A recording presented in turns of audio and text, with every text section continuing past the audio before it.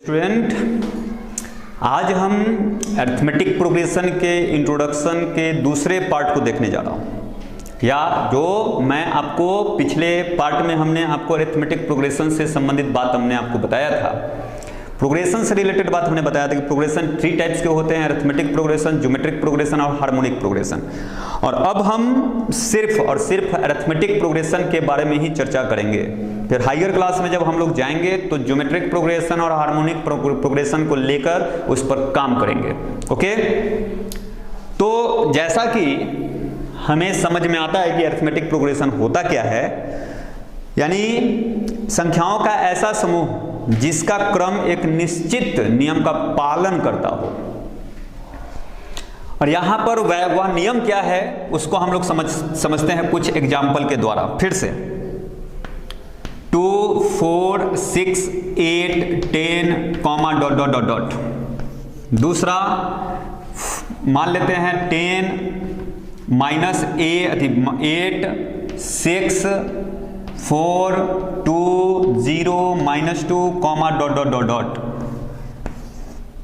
5, 9, 13, comma dot dot dot dot. 4 √2, comma 2√2, comma 3√2, comma dot dot dot dot. 5, 7, comma 9, comma 10, comma 11, comma 12, comma dot dot dot dot.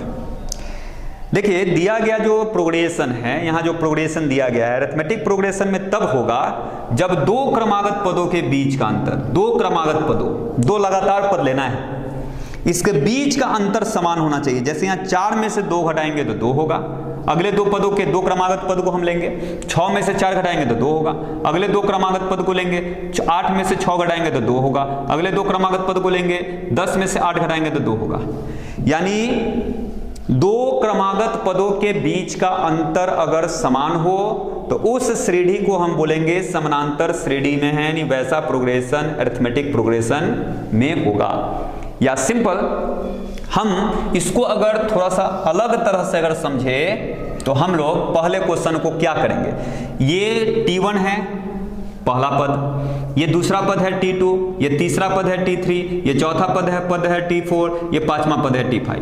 हम अंतर निकालते हैं, अंतर को difference लिखेंगे T2 minus T1, T2 minus T1। T2 का value क्या है 4 -2, 4 -2 मतलब 2। चलिए फिर D निकालते हैं, अगले दो क्रमागत पदों के बीच का अंतर, यानी 6 - 4, यानी T3 माइनस T2, यानी 6 - 4, ये भी 2 के बराबर हुआ।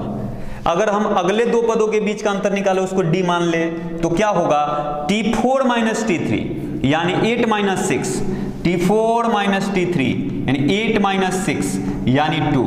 तो यहां हम देख रहे हैं कि दो क्रमागत पदों के बीच का अंतर समान है, अर्थात दिया गया श्रेणी या दिया गया प्रोग्रेशन अरिथमेटिक प्रोग्रेशन में होगा। एक बात हमेशा याद रखो कि जो अंतर होता है, जिसको हम लोग अंतर यहां कह रहे हैं, उसको हम लोग सार्व अंतर कहते हैं, सार्व अंतर, या इसी को हम पदांतर कहते हैं, पदांतर, या इसी को हम लोग D से रिप्रेजेंट करते हैं। D लिखने का मतलब सार्व अंतर, या इसको हम कॉमन डिफरेंस भी लिखते हैं, C.D से भी रिप्रेजेंट करते हैं। यानी दो क्रमागत पदों, अगर कोई प्रोग्रेशन AP में है तो उसके दो क्रमागत पदों के बीच का जो अंतर है उसको हम सार्व अंतर कहते हैं। अगर जैसे ये प्रोग्रेशन AP में है, इसके दो क्रमागत पदों के बीच का जो अंतर है, ये जो 2, 2, 2, 2 जो अंतर आया, उस अंतर को हम सार्व अंतर कहेंगे, या उसी को पदांतर भी कह सकते हैं। उसी को D से रिप्रेजेंट किया जाता है, या हम उसको C.D से रिप्रेजेंट करेंगे। ओके, चलिए अब इसमें और चलिए हम दूसरे अति में चेक करते हैं। यानी यहां जो अंतर है 2, 2 का है, +2 का अंतर है, +2 का अंतर है, +2 का अंतर है। यहां 10 में से, अब 8 में से 10 घटाओ, -2, 6 में से 8 घटाओ -2, 4 में से 6 घटाओ -2, 2 में से 2 घटाओ -2, 0 में से 2 घटाओ -2, -2 में से 0 घटाओगे तब भी -2 आएगा। यहां भी देखते हैं कि दो क्रमागत पदों के बीच का अंतर समान है, इसका मतलब ये प्रोग्रेशन भी एपी में है। तो मेरे प्यारे बच्चों, आपको अगर इस तरह से संख्याओं का समूह दे देगा और आपको आइडेंटिफाई करना होगा कि दिया गया जो श्रेणी है वो समानांतर श्रेणी में है या नहीं, तो आप इस प्रकार से आराम से पहचान सकते हो। अब चलिए यहां चेक कर लेते हैं। 9 में से 5 को सब्सट्रैक्ट करो, 4 आएगा। 13 में से 9 को सब्सट्रैक्ट करो, 4 आएगा, बिल्कुल ठीक है।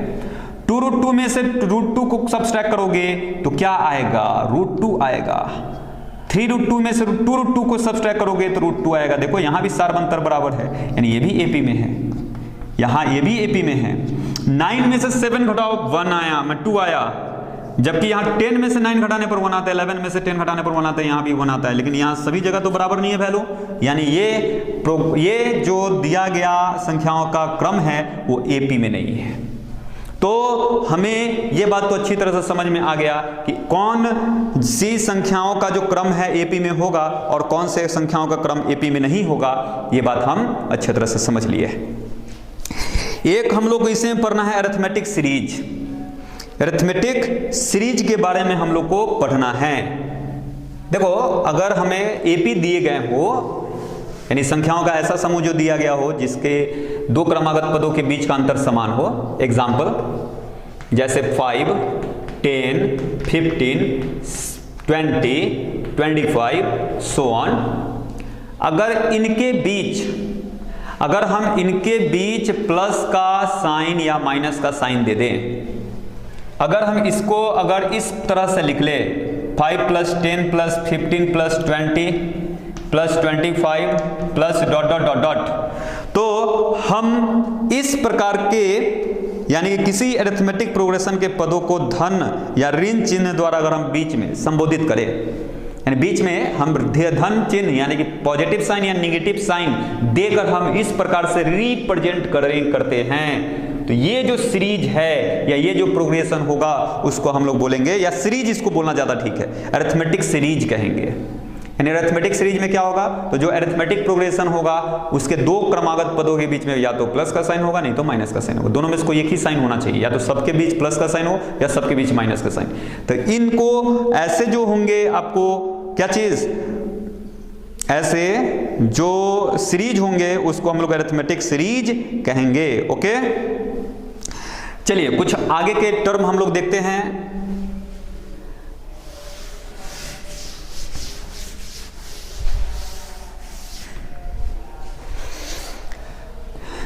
व्यापक रूप यानी स्टैंडर्ड फॉर्म, हम किसी एपी को इस फॉर्म में लिख सकते हैं, a + d, a + 2d, a + 3d, ... हमने यहां a जो है प्रथम पद को रिप्रेजेंट करता है, प्रथम पद, और ये जो d जो है सार्व अंतर को रिप्रेजेंट करता है। ओके, a प्रथम पद को रिप्रेजेंट करता है और d सार्व अंतर को रिप्रेजेंट करता है। चेक कर लेते हैं कि ये जो प्रोग्रेशन में है या नहीं, अरिथमेटिक प्रोग्रेशन में है या नहीं, ये जो संख्याओं का क्रम एक दिया है, तो हम लोग को सिंपल क्या करना होगा, दूसरे पद में से पहले पद को घटाइए, यानी a + d - d, sorry a + d - a से 1 कट गया, बचा क्या, d। चलो a + 2d में से इसको घटाना है, तो a + 2d में से इसको जब घटाओगे तो ये भी घटेगा, ये भी घटेगा, ये दोनों के पहले माइनस साइन देंगे, यानी -a - -d, a से a कट गया, 2d में से d घटाएंगे तो d होगा, यहां भी सार्व अंतर, माने यहां भी तो दोनों के पदों के बीच का अंतर d, अगले को जब करोगे तब भी d आएगा, तो एपी में है, बिल्कुल है। ओके, तो अगर किसी एपी का अगर व्यापक रूप की बात कहे, या हम एपी को इस फॉर्म में हम लिख सकते हैं, प्रथम पद हमारे a होंगे और सार्व अंतर पदांतर d जिसको हम लोग बोलते हैं या cd बोलते हैं, वो जो होंगे d यहां हैं, प्रथम पद को अगर हम T1 लिखे तो इस क्वेश्चन में या इस व्यापक रूप में प्रथम पद है क्या? A, तब यहां A लिख दिए। ओके, चलिए अब हम लोग को इसको किस फॉर्म में, क्या कुछ ऐसा हम लोग फॉर्म अरेंज करें जिसमें A और D दोनों आए। ये A को इस तरह से लिखे ताकि A भी आए उसमें और D भी आए, तो हम क्या लिख सकते हैं? A प्लस पहला पद है तो 1 माइनस 1 लिखना है इंटू D। चलो देख लो कि A ही है कि नहीं। तो A तो ठीक है, प्लस 1 माइनस 1 यानी 0 इंटू D यानी 0। 0 को D से गुना करेंगे 0, 0 प्लस A तो A, ठीक है। चलिए इसके दूसरे पद को हम लोग देखते हैं क्या है, A प्लस D। इसको हम क्या लिख सकते हैं, इसको चेक करो। तो A प्लस दूसरा पद है तो 2 माइनस 1 इंटू D लिख सकते हैं। देखिए 2 में से 1 घटाएंगे तो 1, 1 को जब D से मल्टीप्लाई करेंगे तो D, तो 1 इंटू D तो D प्लस A तो A प्लस D। चलिए इसके तीसरे पद जो दिए गए हैं उसको लिखते हैं, A प्लस 2D।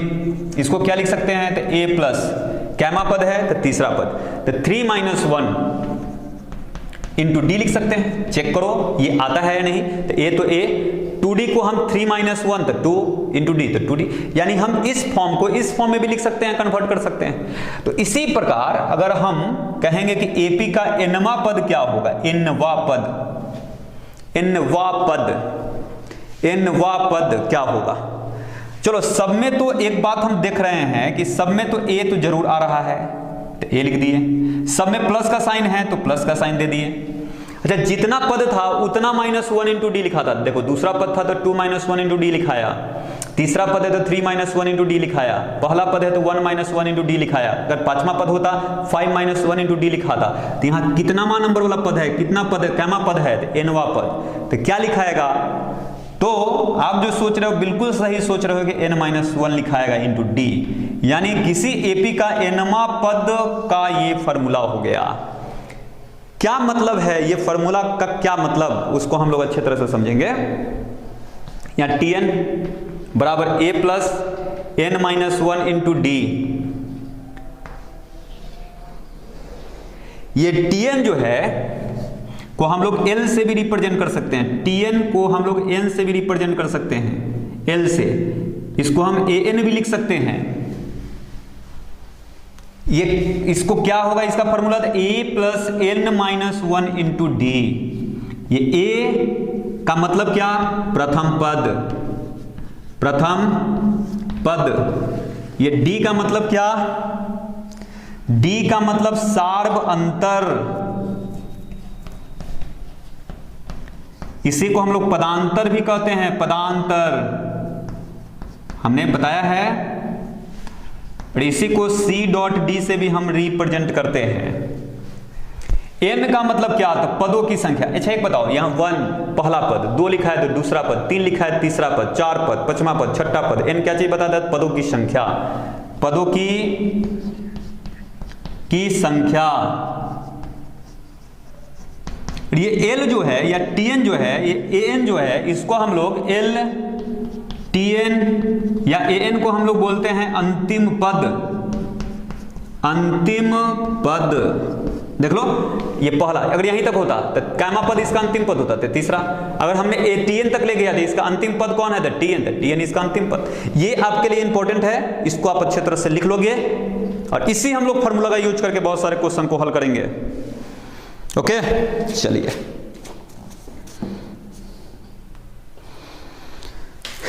एक और बात,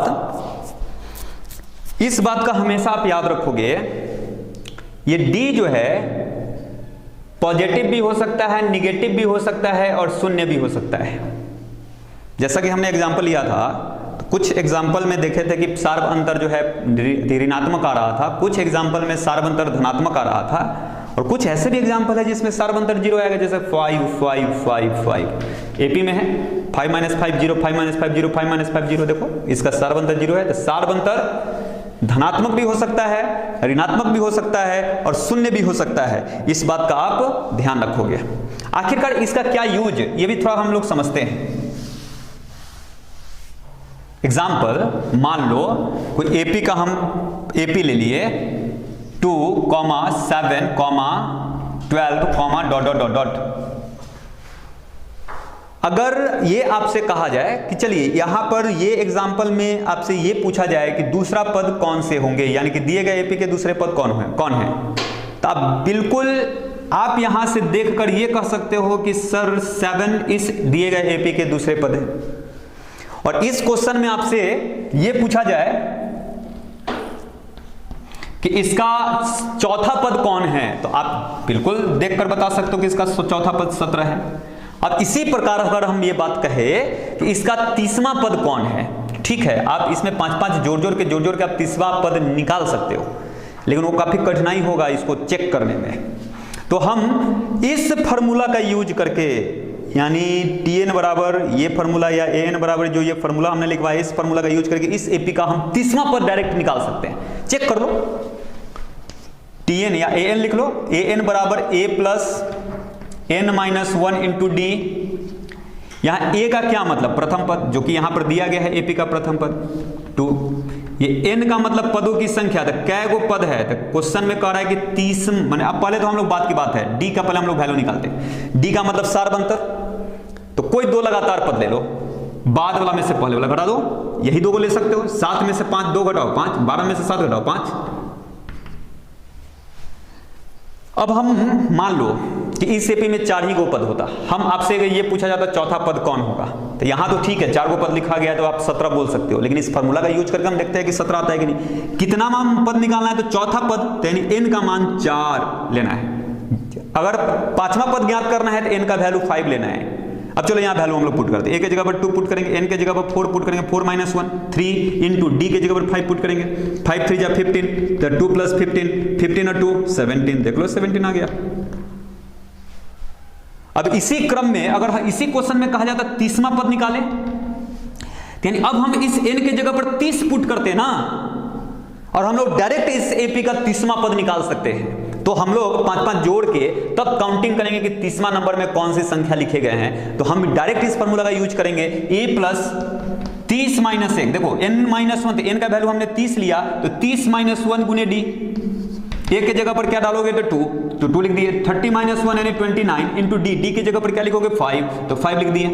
तो 2 तो 2 29 को 5 से मल्टीप्लाई करोगे तो 3 × 5 = 15, 150 होता है। 150 में से 5 घटा दो यानी 145 होगा, 145 और 2 जोड़ दो 147। यानी कि जब आप इसी क्रम में लिखते जाओगे तो पहला, दूसरा, तीसरा, चौथा, पांचवा, छठा, सातवां, आठवां, तीसरा नंबर में जो संख्या आएगा 147 आएगा। तो हम लोग डायरेक्ट इस फॉर्मूला का यूज करके इस चीज को ज्ञात कर सकते हैं। तो जैसा कि इस फॉर्मूला में 4 चर राशि है, an यानी अंतिम पद, a, n और d, इस 4 में से कोई भी हमको एक नहीं ज्ञात है, 3 ज्ञात है, एक नहीं पता है। यानी हमको a दिया है, n का मान दिया है, d का मान दिया है, तो हम an का मान निकाल सकते हैं। an का मान दिया है, a का मान दिया है, n का मान दिया है, तो d का मान निकाल सकते हैं इस फॉर्मूला का यूज करके। माने 4 गो यहाँ चर राशि है, 4 चर राशि में से कोई 3 राशि अगर दिया गया हो तो हम चौथे चर राशि का मान दिए गए फॉर्मूला का यूज करके हम ज्ञात कर सकते हैं। Minute, okay. तो आप इस फॉर्मूला को अच्छी तरह से समझ लिए हो, और जब हम लोग एक्सरसाइज पर काम करेंगे तो इस फॉर्मूला का बहुत सारा यूज होगा। ये पूरा का पूरा एक्सरसाइज इसी फॉर्मूला पर बेस्ड है। तो ठीक है, हम लोग आगे फिर इसमें देखते हैं। अब इसी क्वेश्चन में एक बात आता है कि अगर AP दिया गया है, a, दूसरा पद a प्लस d, तीसरा पद a प्लस 2d, इसी प्रकार अंतिम पद क्या हो जाएगा, तो l हम मान लेते हैं अंतिम पद को l से रिप्रेजेंट करते हैं। इसके पहले वाला क्या होगा, अच्छा देखो तो a प्लस d से पहले वाला तो d घट रहा है ना, a प्लस 2d में से d घटाओ, ये आएगा। तो इसमें से d घटाओगे तो इसके ठीक पहले वाला पद आएगा l माइनस d, ओके। तो अंतिम से यहां पर देखो, इससे पहले जो हम लोगों ने फॉर्मूला यूज किया है an बराबर l plus n-1 into d, तो वह प्रथम से nवां पद निकालने का फॉर्मूला था। लेकिन जब अंतिम से, देखो प्रथम से कहेगा तो आप डायरेक्ट उस फॉर्मूला का यूज कर लोगे, l बराबर a plus n-1 into d। लेकिन अंतिम से कहेगा तो क्या करोगे, अंतिम से nवां पद। अच्छा सोचो, प्रथम से जब हम प्रथम से nवां पद निकालते थे, प्रथम पद को a मानते थे। प्रथम से nवां पद निकालते थे तो प्रथम पद को a मानते थे। तो अंतिम से जब हम nवां पद निकालेंगे तो अंतिम वाला जो पद है उसको क्या मानेंगे? a मानेंगे। तो a के जगह पर हमको l लिखना है, ओके, प्लस nवां पद निकालना है तो n-1 लिखते थे, तो यहां भी n-1 लिखेंगे। और d के जगह पर क्या लिखोगे? देखो, अगर शुरुआत से d का मान निकालना रहता था तो बाद वाला में से पहले वाला घटाते थे, बाद वाला में से पहले वाला, बाद वाला में से पहले वाला। लेकिन अगर हमको पीछे से निकालना है तो उल्टा घटाना पड़ेगा, यानी पहले वाला में से बाद वाला घटाना होगा, पहले वाला में से बाद वाला, यानी a माइनस d। तो a से a कट गया, बचा क्या? माइनस d, तो माइनस d। अगर हम इसको सिंप्लीफाई करें तो l minus n-1 into D, ये फॉर्मूला हो गया अंतिम से nवां पद ज्ञात करने का। अंतिम से nवां पद जब भी आपको ज्ञात करना होगा तो आप फॉर्मूला यूज करोगे l minus n-1 into D. l क्या है? l क्या है? तो अंतिम पद। d क्या है? तो पदों की संख्या। आप डायरेक्ट हाँ इस फॉर्मूला का जब यूज करोगे तो d के जगह पर मान लो कि 2, 10, 2, 10, 17, डॉट डॉट डॉट दिया गया है। अंतिम में भी कुछ देर लिख देगा, मान के चलो 257। अब इस क्वेश्चन में कहेगा कि अंतिम से 30वां पद निकाले, तो अंतिम से 30वां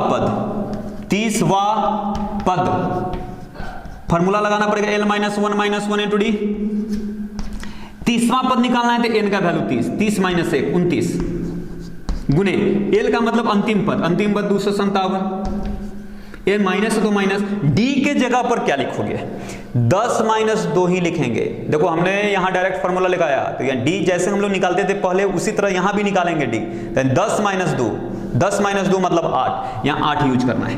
इसको आप सिंप्लीफाई करोगे तो पीछे से जब काउंटिंग करेंगे, पहला, दूसरा, तीसरा, चौथा, पांचवा, छठा, सातवां, आठवां, तो इसी प्रकार अंतिम से 30वां पद हम निकाल सकते हैं। ओके, तो जब आपसे क्वेश्चन में कहा जाए दिए गए एपी के अंतिम से 30वां पद ज्ञात करें, तो आप इस प्रकार से दिए गए एपी में अंतिम से कितना बार भी पद आप ज्ञात कर सकते हो। ओके, तो अब हम लोग आगे देखते हैं। तो इस बात का आप ध्यान रखोगे कि कभी भी अंतिम से nवां पद निकालना हो तो कौन फॉर्मूला यूज करेंगे? तो l-n-1 इंटू डी फॉर्मूला का हम यूज करेंगे। देखो, a arithmetic mean between two numbers, दो नंबर के बीच अगर हमको एक अरिथमेटिक मीन निकालना है का मतलब क्या? जैसे दो नंबर अगर गिवन है, अरिथमेटिक मीन का माने समांतर माध्य। ओके, इसको बोलते हैं समांतर माध्य। अरिथमेटिक मीन का मतलब अंकगणितीय माध्य बोल सकते हैं। अरिथमेटिक मीन का माने समांतर माध्य के जगह पर अंकगणितीय माध्य लिख लिया। अरिथमेटिक का माने अंकगणित होता है, अंकगणितीय माध्य। इसका मतलब क्या? जैसे हमें दो संख्याएं दिया गया है, 2 और 5।